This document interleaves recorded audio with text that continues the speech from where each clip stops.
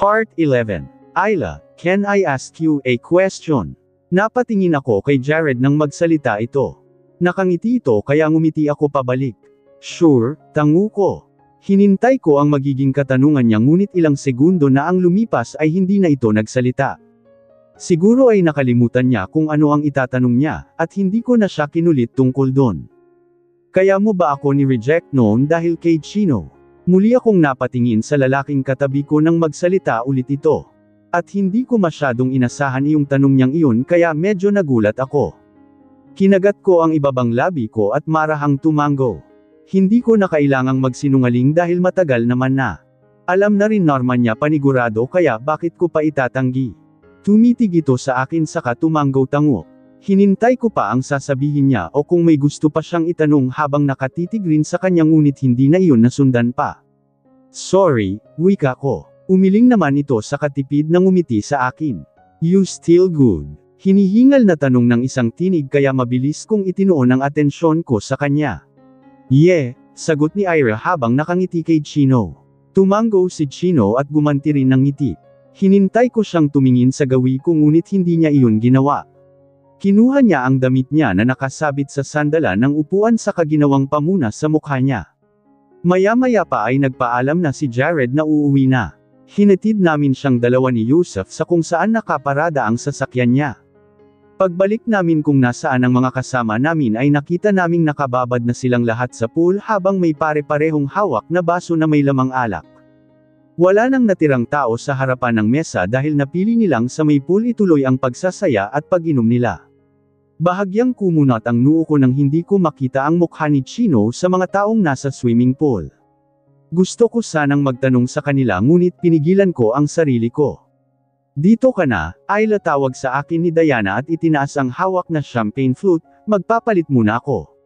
Nang hindi na nila ako pinansin ay pumasok ako sa loob ng villa hindi para magpalat katulad nung sinabi ko sa pinsan ko agad kong hinanap si Chino sa loob ngunit hindi ko siya makita.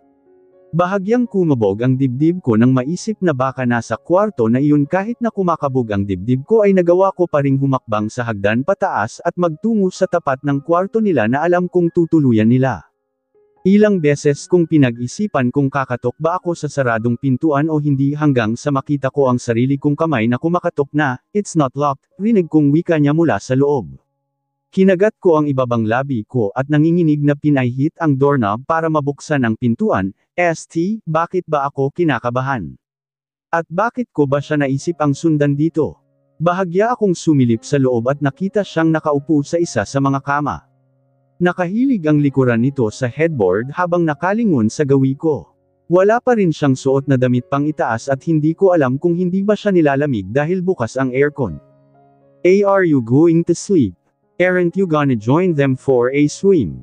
Sunod-sunod kong tanong sa kalumunok dahil baka galit to sa akin o nalinis at imbes na sumagot, bumaba ito sa kama at naglakad tungo sa akin kaya lalo akong kinabahan.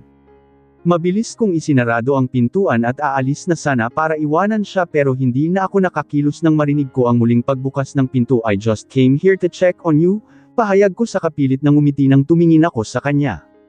Nahigit ko na lang ang hininga ko nang hilain niya ako papasok sa loob ng kwarto. Langmura ang napakawalan ko sa isip ko nang i-lock pa niya ang pintuan ng pareho na kaming makapasok. Bakit ko ba kasi siya sinundan dito?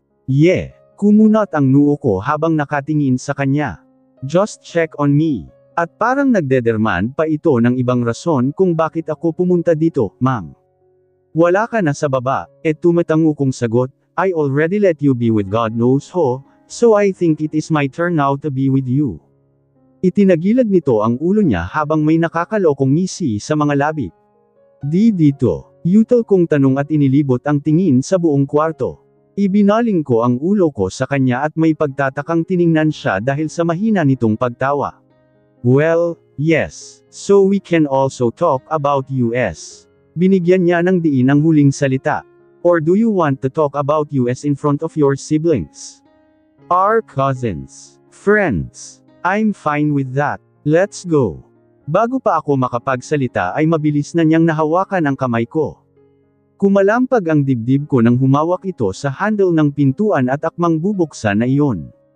Dito na lang. Pidgel ko at hamarang sa harapan niya. That's what I thought. Matamis itong ngumiti sa katumango. Pinakawalan rin niya ang kamay ko at lumakad tungo sa may unahang kama at umupo doon. Nanatili naman akong nakatayo habang pinag-iisip ang mabuti kung tama ba na ito kami. Baka mamaya ay mayroong pumunta dito sa mga pinsan namin.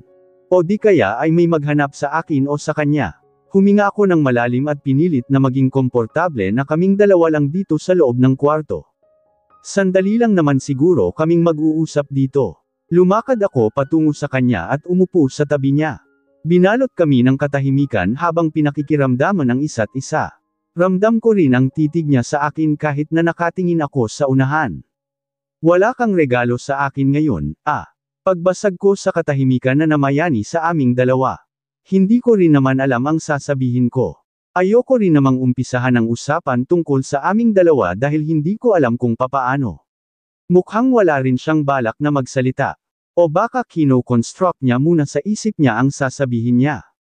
Ano bang gusto mo? Natatawa niyang tanong. Ngumuso ako sa kasanilingan.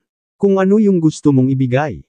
Tumaas ang dalawang kilay nito habang pinapasadahan ng dila ang ibabang labi. Gusto kong ibigay ang lahat sa'yo, pati sarili ko at apelyido. I just wanted you to be more specific about anything you want from me, baby. Ilang beses akong kumurap at hindi nakaimik. Pakiramdam ko ay tinrader ako ng sarili ko dahil sa pagbubukas ko sa usapin na yon. Dapat yata ay hinayaan ko na lang na siya ang maunang magsalita kanina. Okay lang pala kahit nawala. Peke akong tumawa. Pumalatak ito sa kaumiling.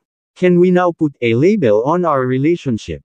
I know you are still into me, and I am so crazy in love with you, pahayag nito. Hindi ko alam kung ano talaga tayo noon. All I knew was that we shared the same feelings toward each other, pero nalibuan pa rin ako sa'yo. And I want you to clear it to me now. Gusto kong malaman kung ano tayo kung ano ako sa'yo. I want us to commit to each other. Ninuya ko ang inner chick ko habang nakatingin sa kanya. Siguro ay kailangan na nga naming lagyan ng label ang kung ano kami ngayon dahil dati talaga ay wala. Hindi naging malinaw sa amin kung ano ang relasyon na mayroon kami. We did kiss and used to sleep next to each other in secret, pero hindi namin nalagyan ng pangalan ang relasyon namin. You want us to commit to each other like boyfriend and girlfriend. Kinakabahan kong sabi. Tumango ito. We can also commit to each other like husband and wife if you want. Commandant ito kaya mabilis kong pinalo ang braso niya. Masyado ka namang mabilis. Umirap ako. Well, okay. Since baliw na baliw ka sa akin, di tayo na. Mapangasar akong ngumisi sa kanya na malakas niyang ikinatawa. Nagulat ako nang hilin niya ang braso ko palapit lalo sa kanya. Kaagad niyang ipinulupot ang mga braso niya sa akin at binigyan ako ng isang mahigpit na yakap. Ngayon wala ka ng kawala, bulong nito sa may gilid ng ulo ko sabay halik doon. Malapad akong napangiti. Kusa kong inilayo ang ulo ko sa kanya para tingnan siya. Dama po ang mga mata ko sa mga labi niya. Mabilis ko siyang dinampyan ng isang mababaw na halik na ikinagulat niya. Kitang-kita ko ang pamimulag ng mga mata nito habang nakalapat ang mga labi namin sa isa't isa. Nang ilalayo ko na sana ang sarili ko sa kanya ay bigla kong naramdaman ang kamay niya sa likuran ng ulo ko. Agad akong nakaramdam ng panik at handa na siyang itulak palayo ngunit mabilis rin niyang hinuli ang mga kamay ko. Mas lalo pa niyang idiniin ang mga labi ko sa kanya kaya ungol na lang ang naging dating ng mga angal ko, at nakuha pa nitong tumawa na nakulong lang sa bibig ko. Habang sinusubukan kong pumalag at lumayo ay mas lalo lang niyang idinidiin ang ulo ko sa kanya. Pati ang ilong ko ay naging flat na yata dahil sa ginagawa niya sa akin. Halos maduling na rin ako habang masamang nakatingin sa kanya, pero siya ay mukhang masaya pa. Nang mapagtanto ko na wala talaga siyang balak na pakawalin ako ay hindi na ako pumalag. Hindi ko na rin sinubukang bawiin ang mga kamay ko sa pagkakahawak niya. Muli kong narinig ang tawa nito na nanggaling sa lalamunan. Gusto kong paikutin ang mga mata ko dahil nakukuha pa talaga niya akong tawanan. Unti-unting gamaan ang pagkakahawak niya sa ulo ko hanggang sa tuluyan na niyang alisin doon ang kamay niya. At halos magbunyi ako nang magkaroon ng isang dangkal na espasyo ang mga mukha namin. I'm sorry. I just got so thrilled, wika nito. Halata rin ang tuwa sa tinig niya. Halata nga, ismad ko. Bitiwan mo na ako. Sinubukan kong bawiin ang mga kamay ko ngunit hindi niya pinakawalan. Kumunat ang noo ko nang hilain niya ang mga yun patungo sa may gilid niya kaya muli ring napapalapit ang mukha ko sa kanya. Itinagilid ko ang ulo ko para maiwasan na siya ngunit kaagad niyang dinala ang kamay niya sa may chin ko para diretso ko siyang maharap. Shino, saway ko dahil mukhang may balak pa itong gawin. Titig na titig ito sa mga mata ko, at kinikilabutan ako sa kanya. Gusto ko mang salubungin ang mga tingin niya ngunit hindi ko magawa. Stay still, utos nito sa napapaos na tinig. Kumabog ng gusto ang dibdib ko nang biglang pumungay ang mga mata niya. At bago pa ako makapagsalita ay nailapit na niya ang mukha niya, at siya na itong humalik sa akin. Nakita ko ang pagpikit ng mga mata niya, at maya-maya ay naramdaman ko ang malalambot na galaw ng mga labi niya. Gusto ko sanang panatilihing bukas ang mga mata ko ngunit may nag-uudyok sa akin para pumikit. Para akong dinuduyan ng mga halik niya na hindi ko na namamaliin at tinutugunan ko na ang mga iyon. Tinanggal niya ang kamay niya sa may baba ko at naramdaman ko ang pagpulupot ng braso niya sa may lower back hanggang sa bewang ko. Mas lalo pa niya akong hinayla tungo sa kanya na parang gusto na niya akong iangat para iupo sa kandangga niya. Nabura ang mga nasa utak ko nang mas lumalim pa ang mga halik niya sa akin. Sobrang naliliw ako sa bawat galaw ng mga labi niya. Isama mo pa ang lasa ng alak na nalalasahan ko sa bibig niya. Mahina akong napadaing ng bahagya niyang kagatin ang ibabang labi ko. At tuluyan na akong nawala sa sarili nang ipasok niya sa loob ng bibig ko ang dila niya. Gumapang naman ang kamay nito sa may likuran ko patungo sa may batok para muling idiin ang mga labi namin sa isa't isa. Mabilis akong napamulat nang maramdaman ang mga halik niya sa may pisngi ko. Shino, I said as his lips traveled towards my ear until it landed on my jawline. Usual nito ngunit patuloy pa rin siya sa ginagawa niya. My chest heaved as his lips moved down my neck. And even though I didn't want to close my eyes, my eyelids became heavy. I closed my mouth tightly due to the tickle caused by his kisses. I could also feel the heat on my face because of the tingling sensation of his lips. He let go of my hands when his lips returned to mine. I voluntarily wrapped my arms around the back of his neck while sharing the warmth of our kisses. Biglang nanggapal ang mukha ko at halos marinig ko na ang pintig ng pulso ko sa mga tenga nang unti-unti kong maramdaman na lumalapat na ang likuran ko sa kama. Shino, wait! Pidgel ko sa lalaking nakapatong sa akin. Humawak ako sa magbilang balikat niya saka ko iniwas ang ulo ko. What? Mababa ngunit malalim ang boses niya. And he looks like he was under some magical spell. Agad akong napapikit nang muli niya akong siliin ng halik. Ni hindi ko na siya nagawang pigilan pa sa balak niyang gawin sa mga sandaling ito dahil tuluyan na niyang natangay ang katinuan ko. Naramdaman ko na lang ang mga kamay niya sa iba't ibang parte ng katawan ko, ngunit ang tag-alang nagpawala sa akin sa ulirat ko ay nang humawak siya sa isang dibdib ko habang pinapasadahan niya ng halik ang kabuuan ng leeg ko. Alam ko sa sarili ko na hindi ko na siya kayang kontrolin sa mga oras na ito dahil kahit ako, hindi ko na rin magawang kontrolin pa ang sarili ko.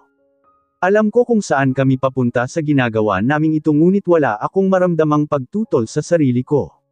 Layong init na nararamdaman ko sa buong mukha ko ay kumalat na sa buong sistema ko, lalo na nang isa-isa niyang tanggalin ang mga saplot ko sa katawan. Bawal niya ng akmang itatakip ko na sana ang mga braso ko sa dibdib ko dahil exposed ako sa kanya. Mahina akong napaungol ng lamapat ang mainit niyang palad sa kanang dibdib ko. Dahan-dahan nitong inilapit ang mukha niya doon at napakagat-labi na lang ako nang maramdaman ang init ng bibig niya. Sandali itong lumayo sa akin at lumuhad sa kama.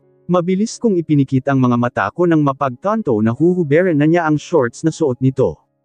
Nilunok ko ang natitirang laway sa bibig ko para lang mamoysan ang tuyo kong lalamunan ngunit wala pa rin iyong silbi. Kahit iyong lamig na nagmumula sa aircon ay hindi ko na madama sa katawan ko dahil nabalutan na ako ng init.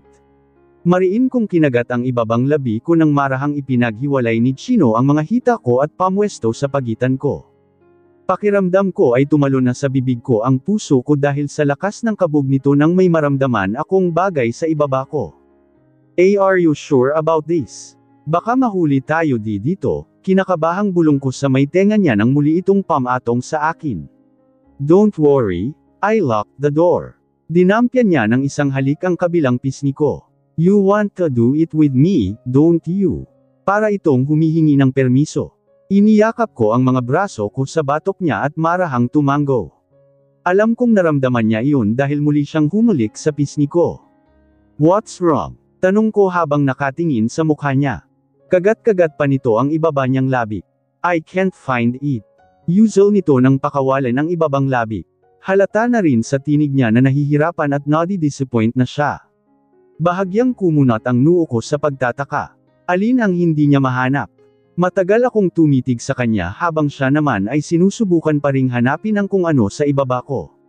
Namilog ang mga mata ko nang may mapagtanto ako. Is this your first time? Gulat kong sabi at halos hindi lumabas iyon sa bibig ko. Kaagad na dama po ang paningin niya sa akin at naramdaman ko ang paghinto niya sa pagrurob ng sarili sa ibaba. Nang tipid at nahihiya itong ngumiti ay doon ako nakakuha ng kumpirmasyon sa hinala ko. Hindi makapaniwalang napatitig ako sa kanya. Ilang mura rin ang nabuo sa utak ko dahil sa katotohanang iyon. Akala ko pa naman ay marami na siyang experiences sa ganito dahil ang dami niyang babae. May naging girlfriend rin siya noon at inuuwi niya sa bahay iyon. What the chino, Alaric? First time ko rin naman ito ngunit hindi lang talaga ako makapaniwala na ngayon pa lang niya gagawin ito. Mag-uusisa pa sana ako ngunit bigla na lang naglaho sa isipan ko ang tungkol dun nang mabilis niyang inilapat ang mga labi niya sa akin.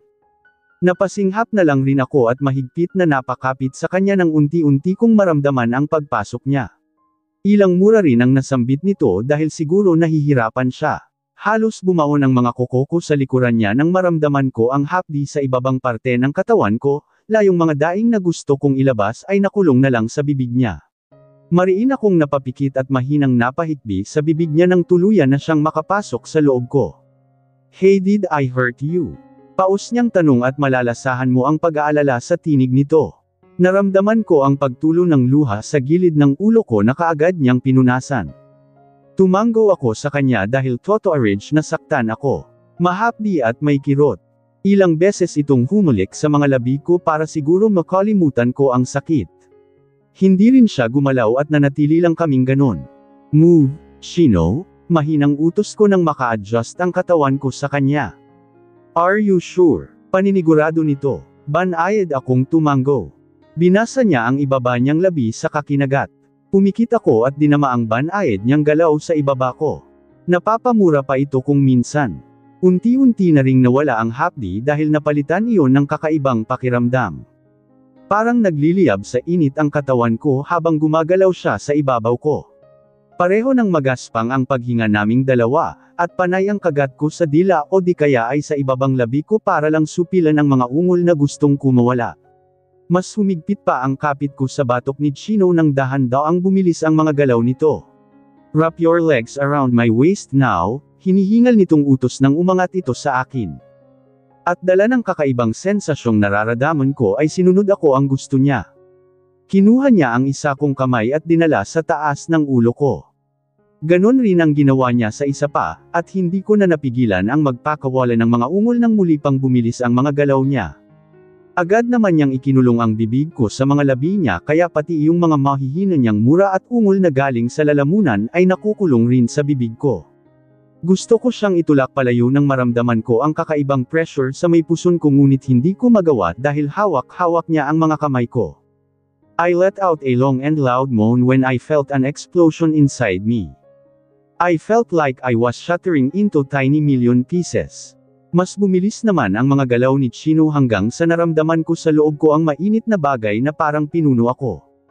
Unti-unting naging mabagal si Chino sa galaw niya hanggang sa tuluyan na itong tumigil. Pareho kaming hinihingal ng ipatong niya ang mukha niya sa may dibdib ko, ngunit makikita mo ang ngiti sa mga labi niya. Mas lalong lumapad ang mga ngiti niya nang iangat nito ang mukha at inilapit sa mukha ko. Happy birthday, baby. I love you. Humalik ito sa noo ko, pababa sa ilong hanggang sa tumigil at nagtagal sa mga labi ko. You literally gave yourself to me as a birthday gift, ha? Nanlalambot kong sabi, at kahit pagod at gusto ko nang pumikit, nakuha ko pa ring ngumisi. Mahina itong humalaklak. Muli rin siyang humalik sa mga labi ko bago umalis sa ibabaw ko para humiga sa tabi ko. Apelyido na yung susunod dahil wala ka na talagang kawala sa akin. Inismiran ko siya saka na lang napailing. Sandali kong ipinikit ang mga mata ko dahil damang-dama ko ang pagod sa buong katawan ko, ngunit mayroon ring kasamang satisfaction iyon. Aalis na ako, alam ko nang maging maayos na ang breathing pattern ko. Kahit naman gusto kong manatili muna rito sa tabi niya ay hindi pwede. Hindi ko alam kung ano ang gagawin ko kung sakali mang madatnan ako dito ng mga pinsan namin. Mabilis itong nagangat ng katawan at idinantay ang braso sa may tiyan ko para pigilan ako sa pagbangon. Where are you going? Nagtataka nitong tanong. Aren't you feel sore?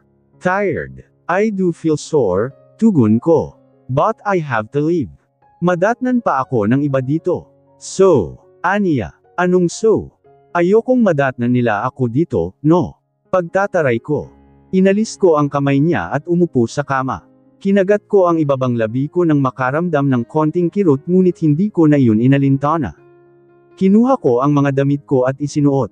Pinanood naman ako ni Chino na nakakunot ang noo. Will you go for a swim? Sinulyapan ko siya ng tingin at nakita ang wicked grin nito. Siguro. Bakit? Well, good luck. Nginiwian ko siya at saka na humakbang palabas ngunit lalo lang akong napangiwi ng maramdaman ang pananakit ng mga hita ko at balakang. Isama mo pa itong nasa pagitan ng mga hita ko na parang nandito pa rin si Chino sa loob-loob ko hanggang ngayon. Hindi ko na pinansin ang halakhak ni Chino na mukhang napansin na nahihirapan ako sa paglakad. Tuloy lang akong lumabas sa kwarto na parang walang nangyari. Na parang walang milagrong naganap. Tinunton ko ang gawin ng kwartong tutuluyan naming mga babae. I bit my lower lip when I felt something coming out of me. This is probably Chino's release. Kinuha ko ang swimsuit at nagtungo sa banyo para na maglinis ng sarili. Sinuri ko ang katawan ko sa salamin kung wala bang bakas na gumawa kami ng milagro ni Chino ngayong gabi. Maliban sa namumula ko pang mga pisngi at mga labi ay wala naman ibang sensiels. Nang makababa na ako sa may pool area ay inayos ko ang way ng paglakad ko. Ngiting-ngiti pa ako nang tumingin silang lahat sa akin kahit na kinakabahan na ako. Namataan ko na rin si Chino na nakababad na sa tubig habang nakatingin sa akin at nakangiti ng nakakaloko. Nakahilig ang likuran nito sa pader ng pool at nakahalukip-kap. May hawak rin siyang rum glass sa isang kamay. Saan ka galing? Kanina ka pa namin hinahanap. Entrada ni Rian na nakababad rin. Sa room. Nahok ako sa pagse-cellphone, pagsisinungaling ko. Sinulyapan ko ng tingin si Chino na ngayon ay pinapanood ang bawat galaw ko. Marahan akong umupo at ibinabad ang mga paa sa tubig. Napakislat pa ako at hindi naging komportable sa pagkakaupo dahil ramdam ko pa rin si Chino sa pagitan ng mga hita ko. Ibinaba ko ang katawan ko sa tubig at mahinang napamura nang maramdaman ko ang hapdi sa pempem ko. Kumapit ako sa gilid ng pool para sana iangat ang sarili ngunit narinig ko ang mahinang tawa ng isang lalaki sa may gilid ko. Masakit. Natatawang tanong ni Chino nang harapin ko siya. Halata sa mukha niya na nang-aasar ito. Shut up. Pumikit ako at muling ibinabad ang sarili para masanay ako sa hapdi. Naramdaman ko ang pagtungo nito sa harapan ko kaya napamulat ako. Pinasadahan ko ng tingin ang mga kasama namin na napapatingin sa amin ngunit hindi naman nagtatagal. Do you want me to soothe the pain? Sumisim ito sa hawak na baso at pagkatapos ay ipinatong sa may bato malapit sa ulo ko. How? Yutal kong tanong habang nakakunot ang noo. Napalunok ako nang lumakad ito palapit lalo sa akin. At bigla akong pinanlambutan ng mga tuhod nang maramdaman ko ang kamay niya sa pagkakababae ko sa ilalim ng tubig. Kahit na hindi niya yun direktang ipinasok sa loob ng bikini ko, nakaramdam pa rin ako ng kakaibang init. Gusto kong tapikin ang kamay niya paalis dahil sa takot na baka may makapansin ngunit hindi ko magawa dala ng gulat, it won't hurt next time, baby. I will make you get used to it. Nanlaki ang mga mata ko nang ailapit niya ang mukha niya sa akin at marahan akong dinampyan ng halik sa gilid ng bibig ko. Inalis na rin niya ang kamay niya sa ilalim ko para kuhanin ang basong dala niya na nakapatong sa may malapit sa ulo ko. Mabilis kong inilibot ang paningin ko sa mga taong nandito. Wala namang nakatingin sa akin ngunit hindi ko masigurado kung wala bang nakakita sa ginawa niya. Gago, bulong ko sa hangin habang pinapanood siyang lumayo sa akin. Bye, guys. Thank you. Ngiting-ngiting palm ni Ira nang ihatid namin siya sa kanila. Also, thank you, Ayla, for inviting me. My pleasure. Matamis akong ngumiti pabalik. Saglit pa silang nag-usap ni Chino sa tapat ng bahay nila Ira kaya nauna na akong pumasok sa loob ng sasakyan. Isinandal ko ang ulo ko sa headrest saka pumikit.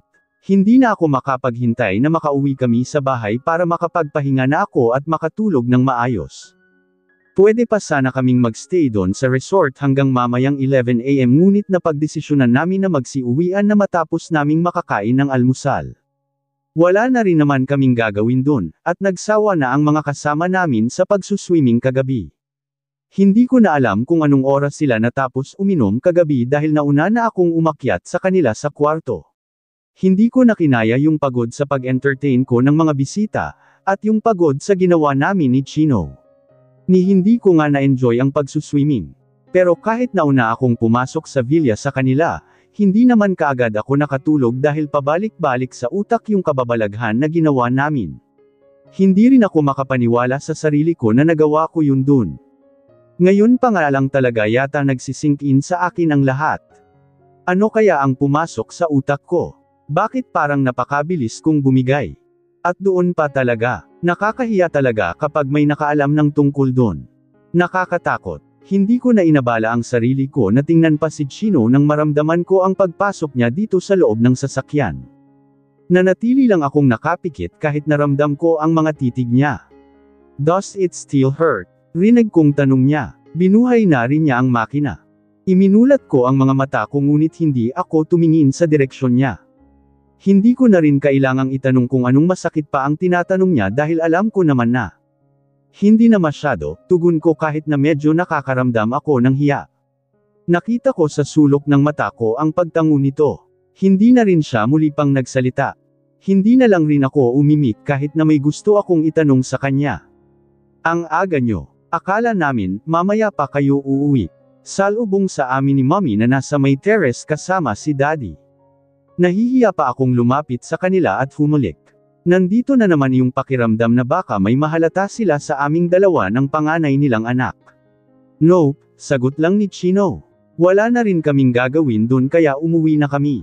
Tinanguan lang nila siya. Ilagay nyo na lang sa laundry room yung marurumi nyong damit, ha? Maglalaba ako ngayon, aniyaya habang nagwawali sa sala nang makapasok kami sa loob.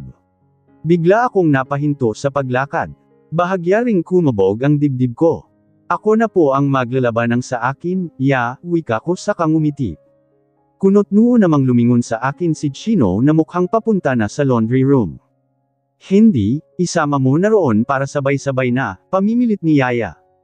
Umiling ako saka na naglakad tungo sa kwarto bitbit ang bag kung nasaan ang mga damit na isinuot ko kahapon. Paano ko ipapalaba kay Yaya ang mga yun? Lalo na yung underwear na sinuot ko kagabi na kanina ko lang napansin na may bloodstain noong inaayos ko. Cream white pa naman yung kulay noon kaya halata. Ang mali ko lang ay hindi ko kaagad na banlawan o nakusot kagabi kaya mahirap nang tanggalin ngayon. It would be good if it is from my period. But the case is not because I don't have my period right now. That bloodstain was a piece of evidence that I had just lost my virginity last night. Inilagay ko sa banyo ang marurumi kong damit at pagkatapos ay humiga na sa kama. Bigla kong naramdaman ang bigat sa buong katawan ko. Mahina akong dumaing saka kinuha ang unan para yakapin. Handa na sana akong matulog ngunit bigla kong narinig ang tunog ng message tone ng phone ko. Hindi ko na sana yun papansinin pa ngunit biglang sumagi sa isip ko sina Terence na bumiyahe na kanina pa uwi sa probinsya. Tamad akong tumayo at kinuha ang phone ko sa loob ng bag na nakahandusay lang sa sahig. Umirap ako sa sarili nang hindi ang pangalan ni Terence ang makita ko sa notification center. Muli akong bumalik sa kama at humiga bago buksan text ni Chino na tinatanong lang kung ano ang ginagawa ko. Hindi ko na lang siya ni-replyan. Ilang saglit pa nang tumunog ulit ang phone ko. Wala sa loob na tiningnan ko ulit yun kahit alam ko na kay Chino na naman galing Chino, can I go to your room? Mabilis akong nag-reply nang hindi saka umirap. Ano na naman ba ang gagawin niya rito? Magkasama pa lang kami kanina. Tsaka, wala talaga siyang takot, ano? Tumaas ang mga kilay ko nang mag-reply ito. Chino, should I make you go to my room instead? Bumuga ako ng hangin dahil parang may pananakot pa ang text niyang iyon. Hindi ko na lang pinansin at inilapag ang phone ko sa kama. Napamura ako sa isip ko nang marinig ko naman ang tunog ng messaging app. Agad kong dinampot ang phone ko sa kanasa na i-on ang Do Not Disturb ngunit nakita ko sa notification center na may sinend na picture si Chino Alaric Fontanilla. Nagdadalawang isip pa ako na buksan iyon. Hindi ko alam kung ano tong sinend niyang ito, at bakit kailangan pa niyang i-send, magkasama naman kami kanina. Dapat yata ay hindi ko nalang inaccept ang friend request nito, Bumuntong hininga muna ako sa katamad na tiningnan ang picture na isinend niya. Kumunat ang noo ko nang ang bumungad sa akin ay picture ng isang kama. Makikita mo sa may bandang itaas ang dalawang puting unan, at ang puting bedsheet. Pero ang mas nakaagaw ng pansin ko ay ang parang dark red or maroon na kulay, hindi ako sigurado pero parang alam ko kung ano ito.